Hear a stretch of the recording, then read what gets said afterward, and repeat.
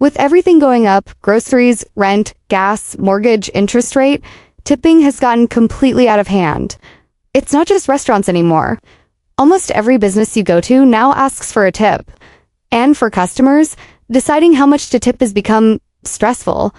Social anxiety over gratuities. Yeah, it's a real thing. Let's dive into this. Tipping used to be pretty straightforward. It was mostly for sit-down restaurants, bars, and a few service roles like barbers or taxi drivers. But over the past few years, that's clearly changed. More and more people are speaking up about what's happening now, especially around two growing trends, tipflation and tip creep. FYI, tipping is a voluntary gift from a customer to a worker and is not required by Canadian law, and I believe that is the same for the United States. Let's get into tipflation. Tipflation refers to the steady increase in expected tip amounts over time. What used to be considered generous is now often presented as the minimum, with payment screens commonly suggesting higher percentages than before. For example, the minimum tip used to be 10%. Then it increased to 15%, and now it's not uncommon to see the minimum at 18%. According to posts on Reddit, some people have even seen tip suggestions ranging from 18 to 30%. Imagine going out to eat with a $100 bill. An 18% tip brings your total to $118, and a 30% tip brings it to $130. That extra $18 or $30 is money that customers are effectively paying for restaurant employees. Some Reddit users noted that sometimes tips don't even go to the employees, they go to the restaurant owner instead. One comment said, "I stopped tipping altogether. Employers are supposed to pay their employees, not customers. If a restaurant can't afford to pay living wages, they should close." Another user shared a humorous experience. One restaurant I went to IOI hit no tip, and, I kid you not, the next screen was, "Are you sure?"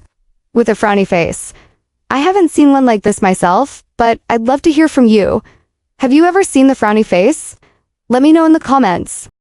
Another Redditor wrote, "I don't go anywhere or do anything that requires a tip.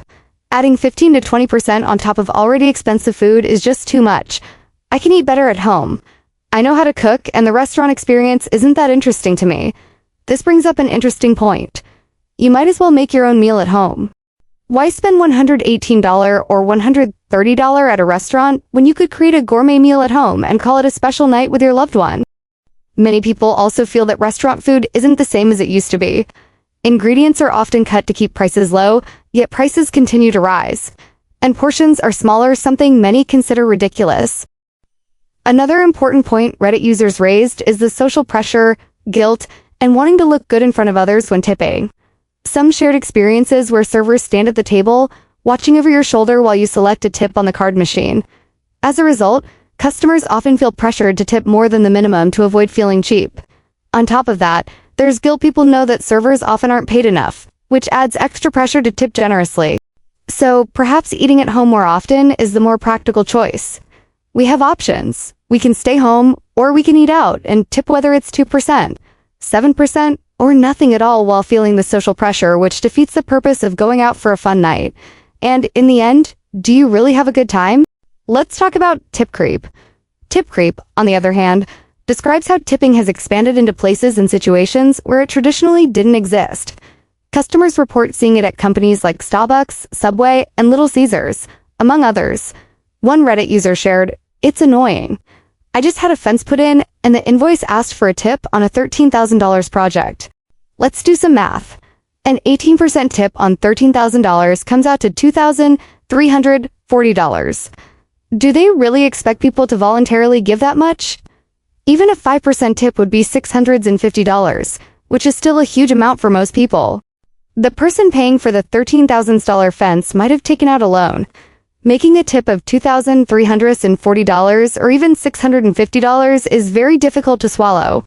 Seeing a tip request in this situation can feel frustrating, excessive, and pressuring, leaving the customer feeling uncomfortable and even cheap if they don't tip. So why is tipping causing so much anxiety? Social pressure is part of it. People feel watched, judged, or even shamed based on how much they tip. On top of that, tipflation and unnecessary tip creep are adding even more frustration, making customers feel like they're being asked to cover what should be an employer's responsibility. Canadians are under more financial pressure than ever, and trust in tipping culture is declining. So next time you're prompted to tip, think about it, is this really about service, or Or is it about shifting the cost of labor onto you? And if you want tipping to stop altogether, don't give any tips anywhere. It's your call. If you've had enough of tipflation and tip creep too, share your story in the comments. Let's see just how widespread this frustration really is.